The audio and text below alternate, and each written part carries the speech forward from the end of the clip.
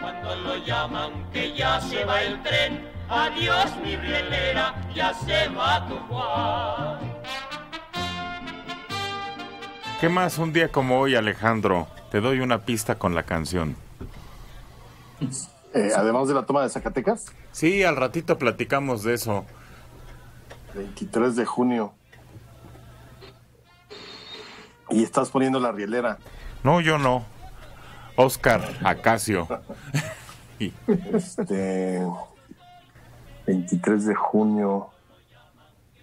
A ver, dame una pista. ¿De qué habla la rielera? Yo soy rielera, tengo mi Juan.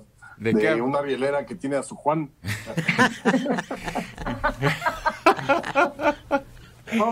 Ese es un amor. ¿Qué más? ¿Qué profesión? Tiene que ver con los ferrocarriles. Caliente, caliente. No, no es día del ferrocarrilero, ¿sí? No, pero casi, como dicen, todo empieza por algo. Algo lo incita, algo lo activa, algo lo empuja. Un pequeño, como la mecha de un cohete. No me doy. Yo porque lo estoy leyendo. La expropiación de los ferrocarriles, firmada el 23 de junio de 1937, fue la primera de las nacionalizaciones efectuadas por el gobierno del general Lázaro Cárdenas. El Estado poseía desde 1908 el 51% de las acciones del ferrocarril. La presencia de capitales extranjeros en ellas había llevado a que el Estado mexicano perdiera recursos al verse presionado por los extranjeros para recibir subsidios, exenciones fiscales y apoyo para controlar a los trabajadores. Tras la revolución, la industria ferroviaria nacional se encontraba en muy mal estado. Así pues, en vista de la importancia estratégica de contar con buenas vías, se tomó la decisión de nacionalizar a la empresa. El decreto de nacionalización se publicó mañana, un día después.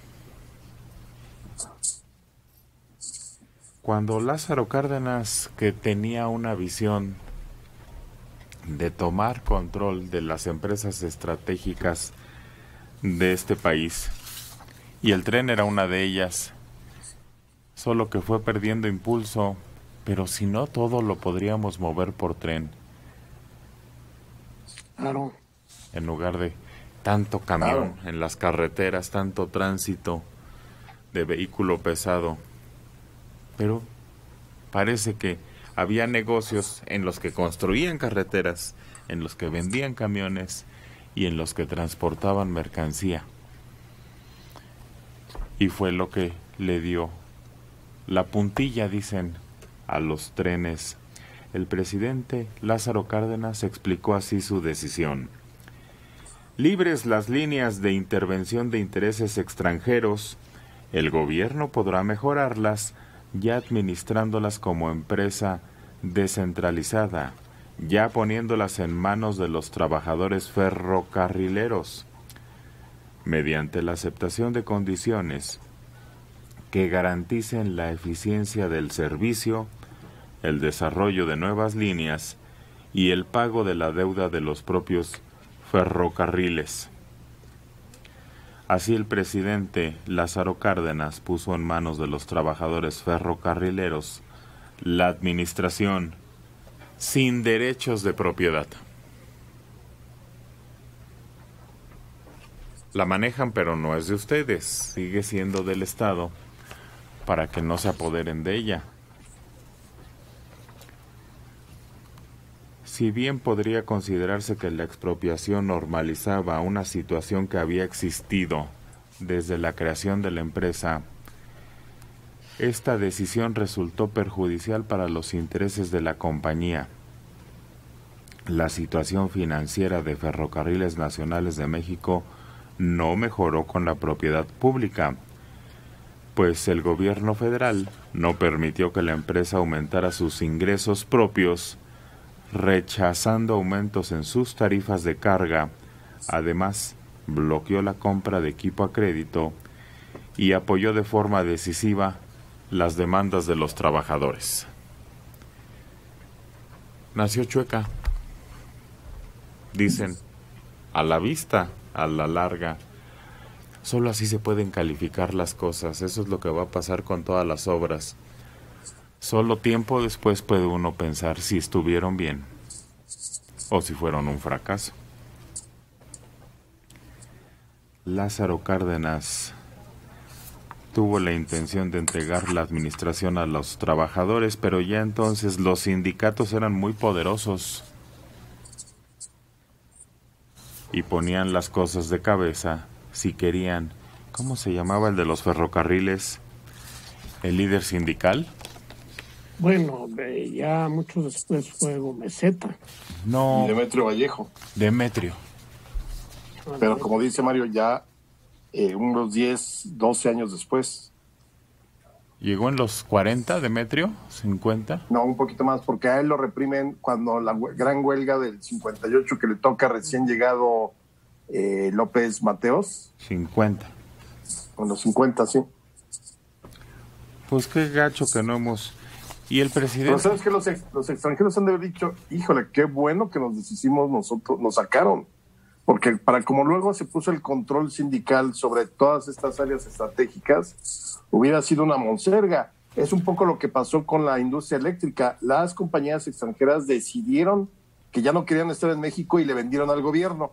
El gobierno lo presentó como una nacionalización, pero básicamente las compañías generadoras de energía eléctrica en el, ¿qué fue? ¿67? No, 62. 60. 60 60. con López Mateos, exactamente. Dijeron, de aquí ya no queremos estar, vendemos. ¿Será que hayan entregado el arpa? Pues es que todo se movía por tren todavía en la época de Lázaro, no había carreteras. Sí. Ahí sí había garantía de que el negocio funcionaba. A pesar de que, como dicen, en la revolución se destruyó la mayoría de las vías. Quedaron inservibles. Las batallas costaron eso. Y no hubo renovación de carros. No, pero sí se invirtió. Venustiano invirtió mucho dinero en trenes. Esa es una de las grandes tragedias nacionales. El haber tenido una gran red ferroviaria hacia 1910 y haberla totalmente acabado hacia 1990. Todavía en el sexenio en el de Miguel Alemán se hizo el ferrocarril del sureste, que ahora se está reconstruyendo, es el ferrocarril Maya. Y en el de López Mateos se acabó el ferrocarril Chihuahua Pacífico. Fue el último que se hizo. Bueno, aquí dice que durante los últimos días, vamos a decirlo, se impulsaron obras como el ferrocarril del sureste, Cárdenas ya está aquí con Cárdenas el ferrocarril del sureste. No, el que lo inaugura, porque yo me acuerdo de los carteles donde estaba Miguel Alemán de maquinista, era 1952. Eso sí, lo pintaban con su gorro de maquinista y su overol. Su mezclilla. Pues aquí sí, durante su gestión se impulsaron obras como el ferrocarril del sureste que permitiría conectar la península de Yucatán con el resto del país. Bueno, se empezaba a trabajar. El ferrocarril en 1950 se inauguró la primera vía que comunicó Coatzacoalcos con Campeche, pero la obra continuó hasta 1970. ¿Y no será que los podamos recuperar? Pues deberíamos. Pues este presidente que cree en lo nuestro y que tiene con qué, que los recupere, que los ponga a tiro y que los haga funcionar, Liliana. Bueno, pues él está con lo del proyecto del Tren Maya, ¿no? Que sería una forma de impulsar el turismo en toda esa zona. No. Pero se sigue moviendo el tren en México. Hay que recordar que también ha sido uno de los blancos de la delincuencia porque se mueven todavía electrodomésticos, autopartes, varias cosas que se pueden seguir moviendo por medio de los trenes, pero que también han sido blanco de asalto y que hemos visto que han necesitado tener más guardia o que, por ejemplo, cuando hay algún tipo de protesta, sobre todo del lado de allá de Lázaro Cárdenas, allá por Michoacán y todo, una de las partes que se atacan son las vías del tren, y es en donde se detiene todo lo que es ese movimiento de mercancía a diferentes partes de la República, y nos da en la torre porque causan grandes daños en la economía cuando llegan a suceder esas protestas tratando de impedir el movimiento por las vías férreas. Y de pasajeros creo que ahorita nada más queda el Chepe, ¿no? No sé si existe otro tipo de tren que mueva pasajeros, pero el Chepe, que sigue siendo un atractivo dentro de lo que es también el movimiento turístico de nuestro país. Pero desgraciadamente el traslado está en manos de empresas extranjeras, no son un beneficio para México. Pero en Europa, en Asia y en Estados Unidos hay un gran movimiento de pasajeros por medio de trenes. Son vías muy importantes, con trenes muy modernos, con trenes que conectan en grandes espacios, ciudades importantes. Entonces, eso es lo que necesitamos en nuestro país, una movilización en masa, una movilización que sea más efectiva, más cómoda, y desde luego al haber mucho más personas que lo utilicen, los costos bajan. El costo por carretera está resultando ya muy caro, muy inseguro, muy difícil de realizar, y es por eso la importancia de los trenes que se les ha dado en otros continentes. Y aquí no, aquí los dejamos olvidados, hasta el de Chapultepec lo olvidamos. Dora. Eso es muy triste. Sí, el Europass es al que te refieres, Adi, que realmente ha sido pues una solución económica rápida y que ha podido trasladar a miles de personas. Sin embargo, cuando yo escucho ferrocarril, no puedo dejar de pensar en la bestia, que ha sido un transporte de pasajeros, el pase a la libertad o el pase a la muerte. Desafortunadamente, este transporte se convirtió en la única forma de alcanzar el sueño americano, cruzando todo el territorio nacional. Y de ahí creo que en gran medida surge precisamente la extorsión, el secuestro de todos estos indocumentados que, exponiendo su vida y en condiciones terribles, prefieren arriesgarlo todo a continuar en sus lugares de origen. La bestia en un momento podría ser habilitado, no rehabilitado, habilitado en un 100% o en un 100%, precisamente para hacer este recorrido. La distancia que recorre es impresionante y todos los lugares que toca se verían ampliamente beneficiados en su economía. A no ser por estas mujeres que en un momento se dan cuenta y detectan el hambre y la necesidad de los indocumentados, tal vez muchos de ellos no hubieran sobrevivido. Y el haber puesto en lugares clave refugios para ellos con asistencia médica, con lugares para dormir, para asearse. Si podemos hacer eso, ¿por qué no lo podemos hacer en el lado positivo? Que proporcionara realmente un servicio a todos esos lugares en donde pues, no solamente el indocumentado viajara en condiciones humanas, sino que el turismo o el mismo habitante nacional pudiera hacer estos recorridos. Aquí en la estación de trenes se convirtió en un lugar más bien de culto porque fue adoptada por muchos directores de cine de Estados Unidos, y en muchas de las películas del cine nacional también aparece. Y es eso, un museo. Tristemente sí sí hay movimiento en las vías, pero es para lo que tú mencionas, Liliana. Una mudanza a Durango, México, la puedes hacer tranquilamente en este medio y llega perfectamente todo.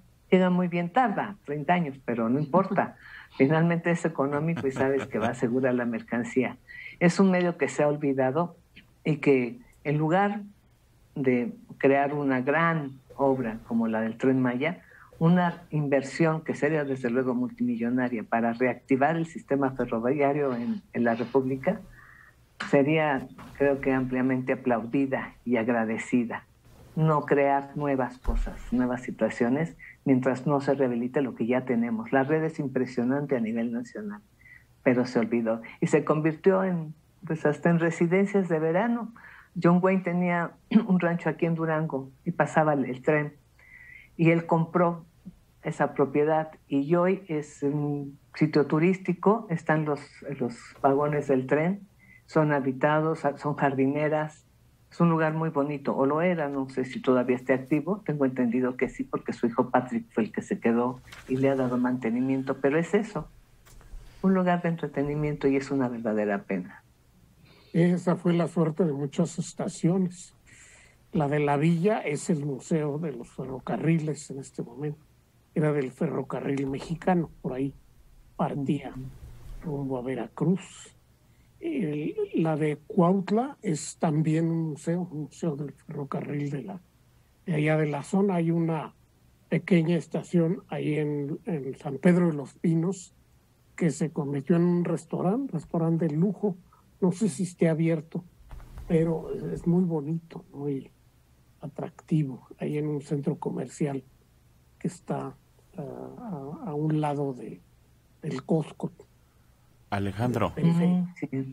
Sí, efectivamente, yo creo que tendría que ser un proyecto transeccional, es decir, que no hubiera la posibilidad de que un gobierno nuevo lo echara para atrás, pero sí se llevaría, yo creo que cuando menos unos 20, 25 años, 3 sexenios, volver a poner todo como estaba al final del Porfiriato, que fue básicamente el tiempo que se llevó, los 30 años, para tener ese tendido de 20,000 kilómetros de vías férreas. Yo creo que vale la pena que se apostara a él, sí, desde luego, porque creo que para la orografía del país, para cómo está la Sierra Madre Occidental, la Oriental, y toda pues, la geografía propiamente del país, el ferrocarril ayuda mucho más en muchos momentos que quizá una autopista, los deslaves, etcétera. Entonces, sí creo que es una gran desgracia histórica en el siglo XX haber terminado con ferrocarriles que, claro, sirven para carga, pero tenía que haber movilizado a la gente para distintos centros. Son focos, explotas la economía con el ferrocarril. Uy, pero si son 3 sexenios, pues ¿quién se lo avienta? Pensando que será otro el que se beneficie. Pero es como el metro, ¿no? Cada quien va inaugurando una línea y ya, no tiene por qué empezarse todo de un jalón, que sí requiere una enorme inversión, ¿no? Y que siempre ha sido víctima de una incapacidad endémica de poderlo administrar. Una de las líneas más interesantes fue una que se llama el Interoceánico, que va de Veracruz, pasa por la Ciudad de México y iba a llegar a Acapulco, pero solo llegó al río Balsas, a Mezcala. Y ahí hay una estación, también tipo museo, que fue hasta donde llegó el ferrocarril, que era de vía estrecha. Pero hay todavía toda una exposición ahí de lo que se vivió al cruzar la Sierra Madre con el trazado de esa vía tan importante, que se frustró precisamente por las influencias de los camioneros en Guerrero.